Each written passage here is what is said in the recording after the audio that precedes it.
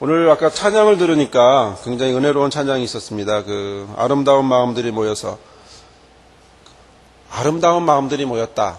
정말 아름답죠. 우리 마음이 정말 아름다운 마음들이 되길 바랍니다. 아름다운 마음들이 모이면 어떻게 되냐면 주의 은혜를 나누고요, 예수님을 따라 사랑하게 되고요, 서로 사랑하게 됩니다.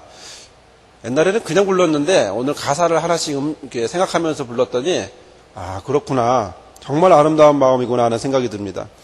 하나님이 가르쳐준 한 가지, 딱 한 가지, 내 이웃을 내 몸과 같이. 아름다운 마음이 아니면 도저히 할 수 없는 마음, 행동이죠. 미움, 다툼, 시기, 질투 버리고 우리 서로 사랑해. 저와 여러분의 마음이 주 안에서 아름다운 마음 되기를 간절히 바랍니다. 이런 마음을 통해서 저와 여러분이 예수님 앞에, 하나님 앞에 매일매일 한 걸음 한 걸음 나아가기를 원합니다. 이렇게 아름다운 복음성가가 있는데, 얼마 전 며칠 전에 우리 청년 한 명과 복음성가를 하나 같이 불렀습니다. 제목은 저 하늘에는 눈물이 없네, 거기는 슬픔도 없네, 이렇게 부른 게 아니고요. 갑자기 직업에 대한 이야기를 하다가 요즘 이제 사회의 상황들에 대해 여러 가지 모양들이 있는데 그 비정규직에 대한 이야기를 하다가 조금 개사를 해서 불렀습니다. 복음성가를 부르려고 했던 건 아니었는데 장난처럼 우스갯소리를 한 것이, 저 하늘에는 계약직은 없네, 저 하늘에는 모두가 영원직이네. 그 노래를 부르고 나니까, 부를 땐 장난이었는데 부르고 나니까 좀 씁쓸해요. 우리가 이렇게 살아가고 있구나 하는 생각이 들었습니다. 자, 요즘 비정규직이 우리나라에 850만이라고 합니다. 살기 어려운 우리 농민들 350만까지 합치면 1200만 명이 생존권을 위협받고 있습니다. 1200만 명. 작은 숫자가 아니죠. 굉장히 많은 숫자입니다. 2004년도 6월 현재 근로자 절반이 일용직, 임시직을 갖고 있습니다. 상용 근로자는 50%면 나머지 임시 근로자는 34%, 그 다음에 일용 근무자는 14%를 그렇게 지내고 있습니다. 굉장히 많은 숫자가 생존권의 위협을 받고 이제 살아가고 있죠. 헌법에 보장된 생존권, 행복 추구권이 절대로 제대로 이루어지지 않는 상황에 우리는 살고 있습니다. 며칠 전 TV 토론을 보았는데요, 이런 이야기를 서로 하는 걸 보았습니다. 의원들도 나오셨고, 정부에서 나오셨고, 민노총, 한노총 나왔고, 정경련 한 사람이 나와서 서로들의 주장을 이야기를 합니다. 여러 가지 이야기를 했습니다. 그 이야기를 쭉 하면서 듣는 것은, 저는 이 시간 그 내용을 요약해서 말씀드리려는 것이 아니라, 여러 사람이 나왔는데 서로 하나가 되지 않는다라는 것이 참 마음이 아팠습니다. 많은 이야기를 하고 오랜 시간 이야기하는데 공통된 특징은 딱 하나, 자기 얘기만 하는 겁니다. 서로 이야기를 들어주지도 않았고요. 제가 본 이미지는, 느낌은 내 얘기만, 자기 주장만 펼 뿐이었습니다. 전혀 좁혀지지 않는 이야기들, 전혀 하나가 되지 않는 그런 이야기들, 나라를 생각하며 나왔지만 그러나 자기들의 계산만 그 자리에서 계속해서 반복해서 말하고 있는 그들을 보면서 누가 옳다, 누가 그르다를 떠나 하나가 되지 못하는 모습을 보면서 참 안타까운 모습을 보게 되었습니다. 왜 그럴까? 한쪽이 맞다 하기에도 그렇고 저쪽이 맞다고 하기도 그렇지만 좀 개운하지 못한 마음이 들어서 마음속으로 기도하게 되었습니다. 주님, 왜 저들은 다른 사람들의 이야기를 듣지 않을까요? 주님, 왜 저들은 다른 사람의 이야기에 대하여 경청하지 않을까요? 왜 저들은 다른 사람과 대화와 타협이라고 하지만 자기의 입장만 계속 말하고 있을까요? 그렇게 기도하는 중에 제 마음속에 떠오른 것이 하나 있었습니다. 단순히 저들만의 문제가 아닌 우리나라 전체의 어떤 분위기라고 하는 생각이 들었습니다.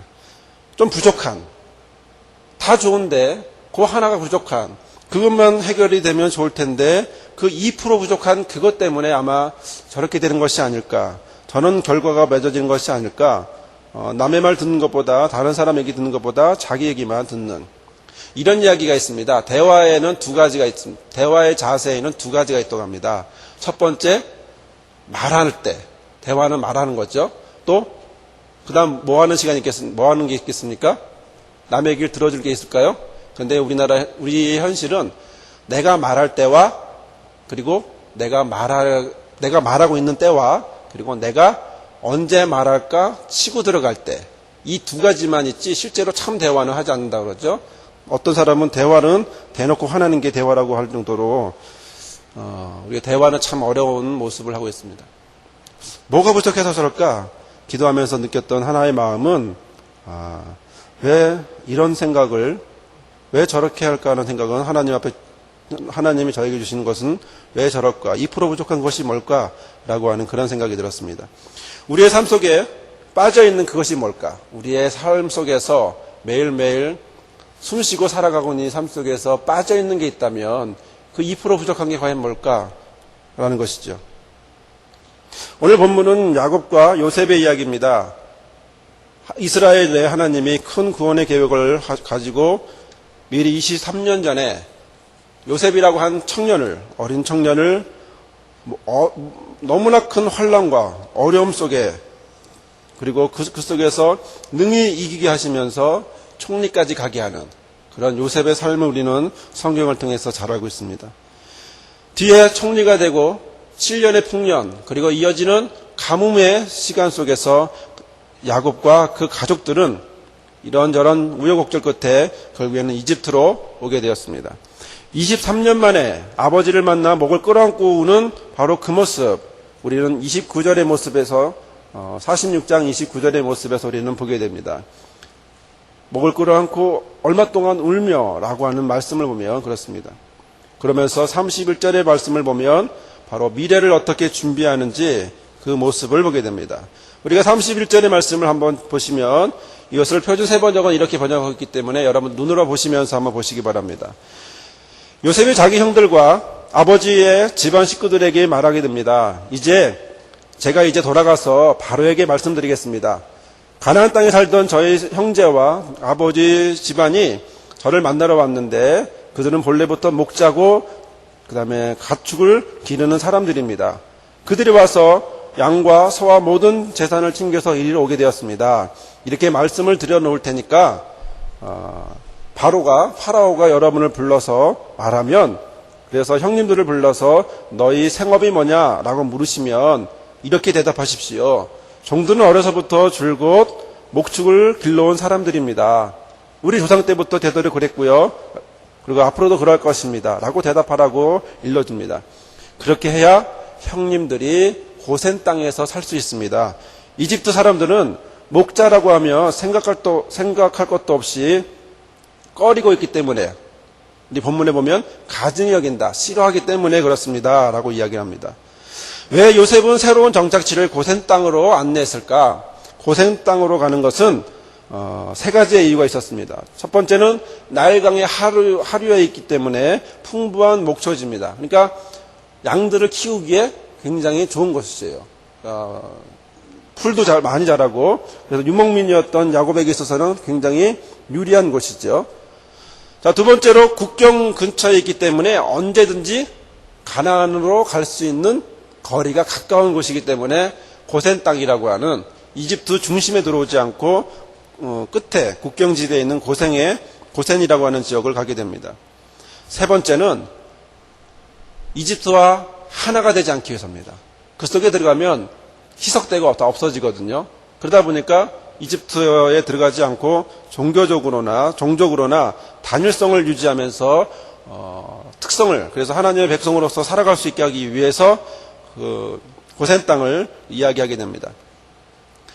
자, 이렇게 해서 요셉이 바로를 만날 계획을 짜고 그리고 형들과 함께 야곱과 함께 이제 바로에게 갑니다.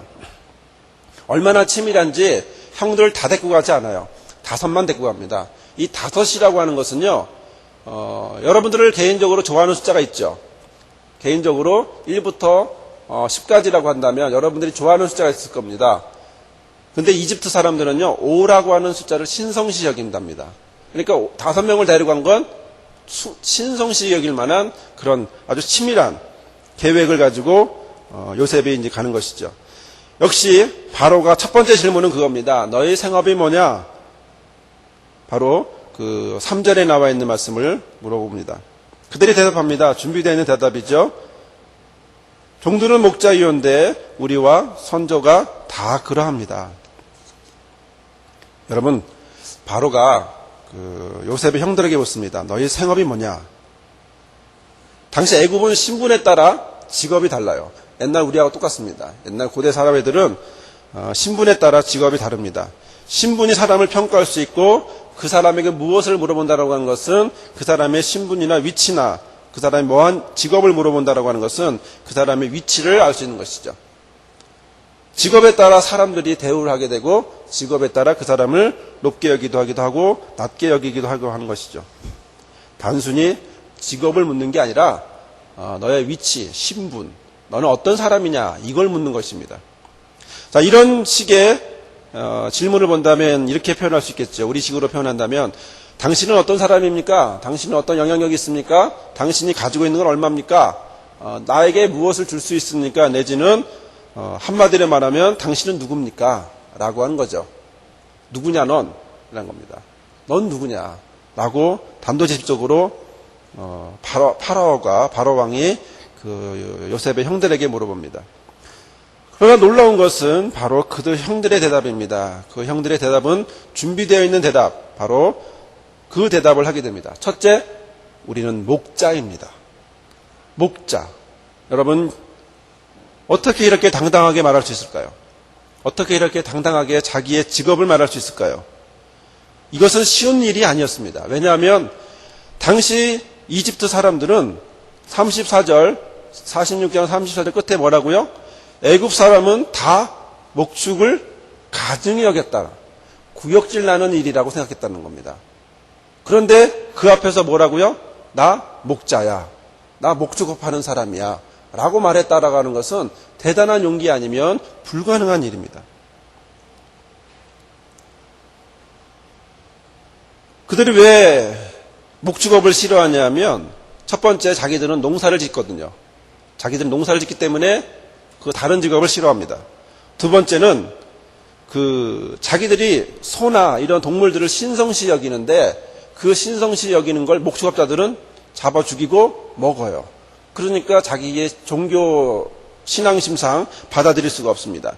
또 이집트 역사 초기에 목축업을 하는 사람들이 너무 많이 쳐들어와서 그 이미지가 안 좋아요. 그래서 목축업이라고 하는 사람들을 굉장히 싫어합니다. 그래서 혼인도 안 하고 자기들과 같이 있고 싶어 하지도 않습니다. 거리를 둡니다. 자, 이런 상황에서 나는 목자요 라고 말하는 건 무슨 얘기입니까? 날 미워해 주세요. 나랑 상관해 주지 말아 주세요. 나를 안 만나도 상관없어요. 라고 하는 겁니다. 지금 어떤 상황이죠? 이 나라에 살고 싶어 온 사람들이에요. 그런데 하는 말이 나는 목자입니다. 라고 말을 하고 있다라고 하는 사실이죠. 오히려 거꾸로 말을 해야 되지 않을까요?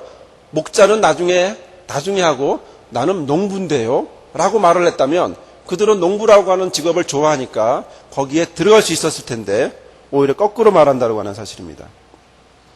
사랑하는 성도 여러분, 여러분들은 뭐 하시는 분입니까? 여러분들은 어떤 일을 하고 있는 분이시죠? 바로처럼 세상에 있는 사람들이 저와 여러분에게 물어본다면 우리는 뭐라고 대답해야 될까요? 우리는 뭐라고 대답해야 될까요? 네, 저는 이런 사람입니다 라고 말해야 될 텐데 뭐라고 대답할 수 있을까요? 그것은 바로 우리가 하나님의 자녀입니다 라고 말해야 한다는 것입니다. 네, 나는 하나님의 구별된 성도입니다. 네, 나는 크리스찬입니다 라고 말할 수 있어야 한다는 것이죠. 성도라고 하는 것은 구별된 사람이고 거룩한 사람이라고 한다면 바로 세상이 우리를 바라볼 때 당신은 누구냐? 당신은 뭐 하는 사람이냐? 라고 물어본다면 우리는 당당하게 나는 그리스도인입니다 라고 말을 해야 한다는 것입니다. 손해를 봐도 그로 인해서 내가 어려움을 당한다 할지라도 있는 그대로의 모습을 우리가 보여야 한다라고 하는 사실이죠. 우리는 이렇게 생각합니다. 손해를 보지 않는 쪽으로 이렇게 하면 좀 낫겠지. 요거는 좀 괜찮을 거야. 이 정도면은 괜찮을 거야. 손해를 볼 것인가? 내가 당당하게 드러내서 손해를 볼 것인가? 아니면 그렇지 않을까라고 생각했을 때 나는 그렇지 않은 쪽으로 손해를 보지 않는 쪽을 선택하고 그리고 우리는 이렇게 얘기합니다. 아, 그래 세상 살아가는데 이 정도 지혜는 있어야지. 지혜롭게 행동했어 라고 이야기한다는 것입니다. 그러나 오늘 본문은 이렇게 얘기하지 않습니다. 이들은 자기는 목자라고 얘기합니다. 남이 날 싫어할까 봐 나는 농부입니다 라고 얘기하지 않고 나는 목자입니다. 누가 뭐라 그래도 손해보아도 당신들이 나를 상대해주지 않아도 나는 목자입니다. 라고 자신의 위치를 자신의 하는 일에 대하여 이야기합니다. 두 번째로 형들은 우리와 선조가 다 그러합니다. 더한 얘기죠.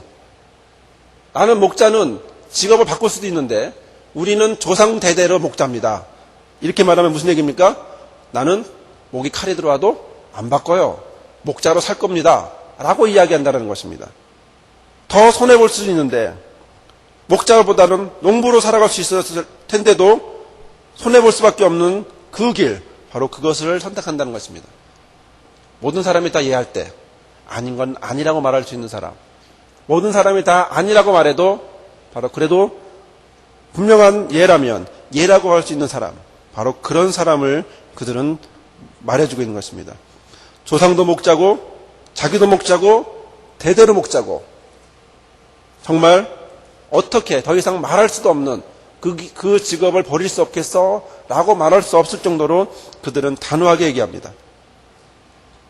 정말 놀라운 일입니다. 자, 그런데 여러분, 과연 이 형들이 이렇게 처음부터 정직했을까?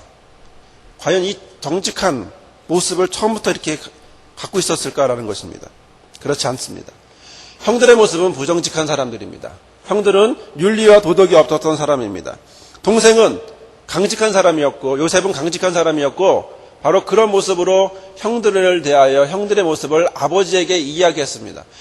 형들의 어떤 과실들, 도덕적으로 부도덕한 그 모습들을 요셉은 아버지 야곱에게 얘기해줬고 또한 요셉은 그런 형들에게 미움을 사서 결국 노예로 팔려지게 되는 동생을, 이복 동생이지만 그러나 동생을 팔아버리는 그런 삶을 사는 바로 정직을 넘어 인격적이지 못한 그런 비윤리적인 사람들이었다는 건 사실입니다.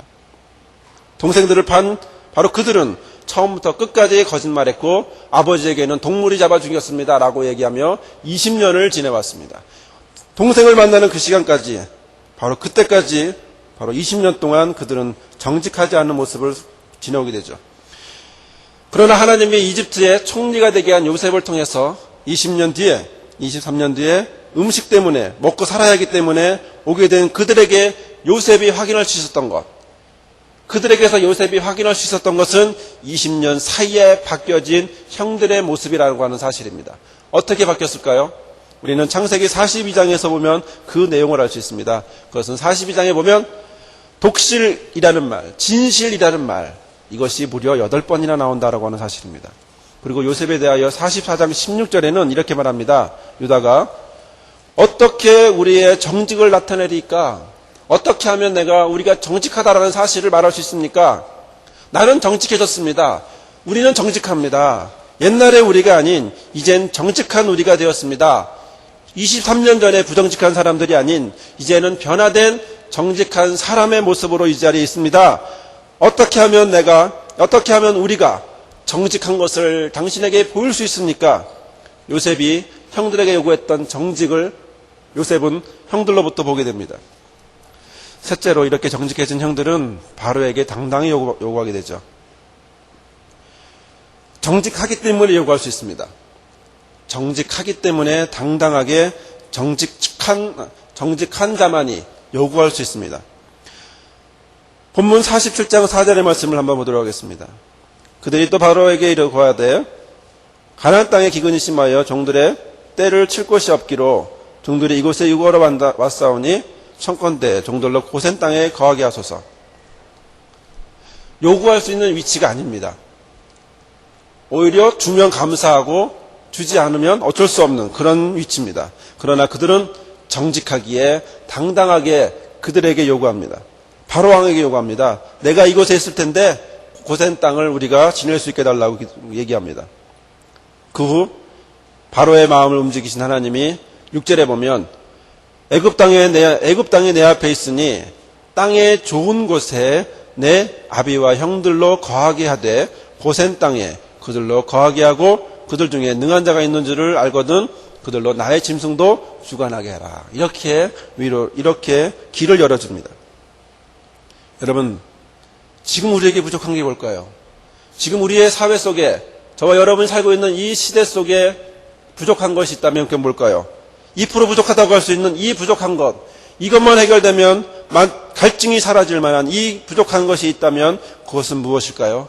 그것은 바로 정직입니다.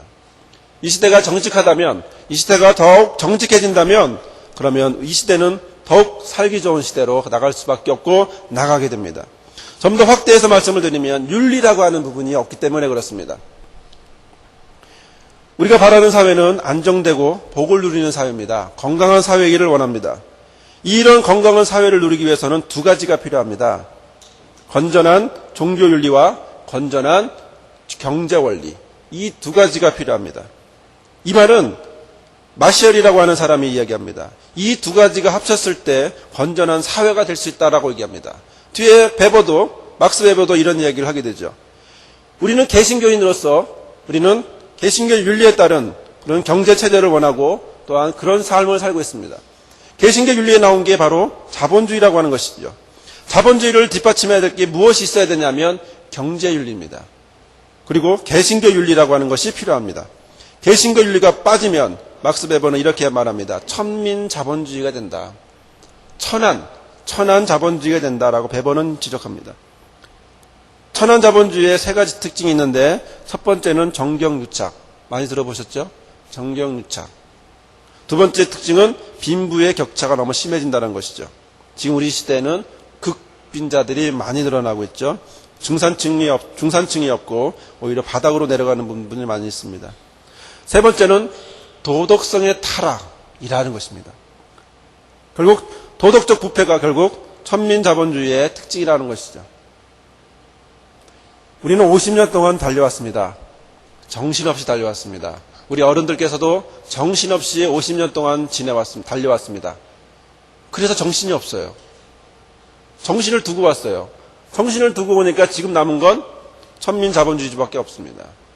도덕이 없고 자기 개인적이고 개인주의가 아닌 이기적인 아전인수하는 그런 모습만 남아있는 것이 우리의 모습입니다. 저는 우리 어른들을 비판한 것이 아니라 앞으로 우리가 어떤 모습으로 가야 될 것인가라고 하는 것을 이야기하고자 하는 것이죠. 올바른 자본주의의 모체인 프로테스탄트즘에 대한 이런 모양에 있어서 세 가지가 필요한데 그것은 성경적인 생활관이 필요합니다. 핵심은 부지런하고 정직하고 절약하고 검소한 생활을 하는 것입니다. 또 성경적인 직업관이 필요합니다. 직업에는 귀천이 없다라고 하는 그런 의식이죠. 세 번째는 성경적인 재물관이 필요합니다. 핵심은 물질의 소유는 내가 아닌 사람이 아닌 하나님의 것이다. 다만 우리는 맡았다라고 하는 청지기의식입니다. 소유와 경영의 분리를 이야기해야 됩니다. 바로 이런 생각이 저와 여러분이 살아가야 될 건강한 곳, 바로 건전한 종교윤리와 건전한 경제의 원리가 함께하는, 그래서 함께 깨끗한 사회가 되는 것이죠. 하나가 빠져도 안 되고 하나가 부족해도 안 된, 둘이 똑같이 있어야만 하는 바로 그런 시대를 우리는 바라보고 있는 것입니다. 우리나라가 바로 되기 위해서는 바로 바른 윤리와 바른 경제 원리가 필요합니다. 그러면 누가 윤리를 세웠을까요? 바른 윤리는 있을까요? 바른 윤리는 과연 우리에게 주어졌을까요? 누가 줬을까요? 누가 세웠을까요? 이미 바른 윤리는 있습니다. 안 할 뿐입니다. 바른 윤리는 이미 하나님이 하늘에서 이미 이루셨습니다. 그럼 누구를 통하여 세우시겠습니까? 저와 여러분을 통하여 바른 윤리는 세워지게 됩니다. 뜻이 하늘에서 이루어진 것 같이 땅에서도 이루어질 것이기 때문에 결국 우리는 그의 땅이 되고 우리는 그의 도구가 되어서 하나님의 뜻을 행하는 사람이 되어야 한다는 것입니다. 많은 세상 사람들은 이렇게 말합니다. 깨끗해져라, 깨끗해져라. 그러나 자기는 깨끗하지 않습니다. 같이 흙탕물에 있을 뿐입니다. 그런 그들이 우리에게 묻습니다. 너희 생업이 뭐냐? 너희는 뭐 하는 사람이냐? 당신들은 뭐 하는 사람입니까? 그런 그들이 깨끗하자라고 외쳤던 그들이 다시 우리에게 묻는 것은 당신들은 뭐 하는 사람입니까? 라고 외치고 있습니다. 물어보고 있습니다. 바로 왕이 요셉의 형들에게 물어봤듯이 그렇게 이 시간에도 물어보고 있습니다. 우리는 그때 요셉의 형들이 말했던 것처럼 이렇게 대답해야 합니다. 우리는 목자이고요. 우리는 조상 때부터 목자입니다. 시대에 타협하는 것이 아니라, 시대에 따라가는 것이 아니라, 나는 그리스도인이고요. 그리고 하나님의 자녀입니다. 조상 때부터 예수 따라 살아왔고 앞으로도 예수 따라 살아갈 것이고, 내 자녀들은 지금 우리가 덜 정직하고 덜 바른 윤리를 갖고 있지만, 그러나 좀 더 나은 정직, 좀 더 나은 윤리를 가지고 바라갈 수 있도록 우리는 노력할 겁니다 라고 이야기를 해야 합니다. 여러분, 불은 어디서 날까요? 불은 커다란 불에서 한꺼번에 날까요? 그렇지 않습니다. 우리 교회 앞에 한 집 지난주에 불이 탔는데요, 저는 불탄 걸 처음 봤어요. 그 불이 한꺼번에 불이 크게 났을까요? 그렇지 않고 조그맣게 작은 불씨 하나가 큰 불을 일으켰고, 그리고 그 불 때문에 뜨겁게 다가갈 수도 없을 정도로 뜨거워졌다고 하는 사실입니다. 사랑하는 성도 여러분, 우리는 작은 불꽃입니다. 우리는 큰 불꽃이 아닙니다. 우리는 크게 일어나는 그런 불꽃이 아니라 이미 타고 있는 거기에 조그마한 물을 끼얹는, 그래서 나중엔 불을 다 끄는 그런 모습처럼, 또는 아무것도 없는 그곳을 작은 불꽃이 되어서 태우는 그런 모습이 되는 것입니다. 가난한 여인에게 오늘 오전의 말씀처럼 가늠한 여인에 대하여 죄 없는 자가 먼저 돌을 치라라는 말씀을 듣고 사람들은 양심의 가책을 느낍니다. 거기서 끝났습니다. 거기서 끝났기 때문에 그들에겐 변화가 없는 것입니다. 바뀜이 없는 것이죠. 예수의 말씀을 듣고 예수의 말씀을 따라 행하려고 하는 그런 양심의 가책을 넘어 행동으로 옮겨지는 모습이 필요합니다. 결국은 내가 있는 자리, 저와 여러분이 있는 자리, 저는 목사로서 여러분은 여러분의 직업과 가정과 사회에 있는 그 자리에서 내가 신앙 양심에 따라 움직이면, 그리고 그 신앙 윤리에 따라 움직이면 바로 그곳에서부터 조금씩 세상은 깨끗해집니다. 우리가 하지 않았기에, 우리가 덜 했기에 내가 좀 더 내 반만 먼저 물을 채우려고 했던 아전인수 같은 행동을 했기 때문에 아직 안 된 것뿐이지, 그러나 우리가 좀 더 바른 윤리와 바른 경제 원리를 갖고 있다면 이 시대는 좀 더 깨끗한 세대로, 깨끗한 시대로 나아갈 것입니다. 여러분, 세상 사람들은 우리에게 이렇게 묻습니다. 당신은 뭐 하는 사람입니까? 세상 사람들은 저와 여러분에게 묻습니다. 당신은 지금 뭐 하고 있습니까? 세상 사람들은 저와 여러분에게 묻습니다. 너는 누구냐? 우리는 대답해야 합니다. 나는 목자입니다. 영혼을 사랑하는 목자입니다. 영혼을 따라, 영혼을 하나님 앞으로 인도하고자 원하는 목자입니다. 바로 이런 고백이 있어야 합니다. 조상 때부터 앞으로도 계속 숨기는 크리스찬이 아닌, 숨는 크리스찬이 아닌 드러낸 크리스찬으로서의 삶을 저와 여러분이 살아야 합니다. 이번 성탄은 찾아가는 성탄입니다. 가난한 자에게, 아니면 조금이나마 도움을 줄 수 있는 자들에게 가는 것입니다. 가서 우리가 주고 오는 것이 아닙니다.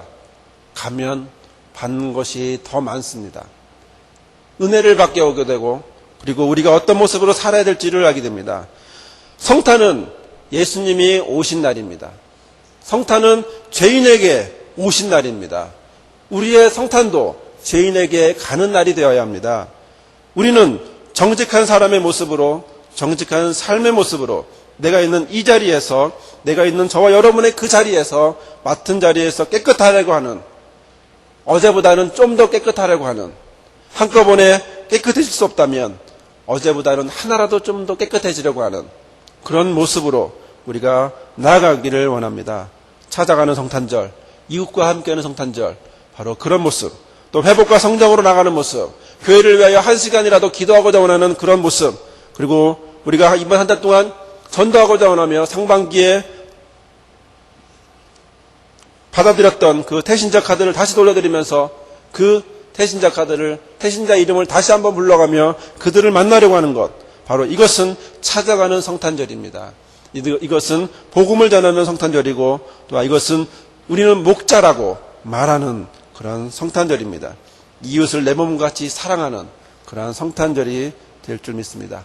이런 은혜가 저와 여러분에게 함께 하심으로 나는 목자임을, 영혼을 사랑하는 목자임을 고백하는 저와 여러분이 되기를 주님의 이름으로 부탁을 드립니다.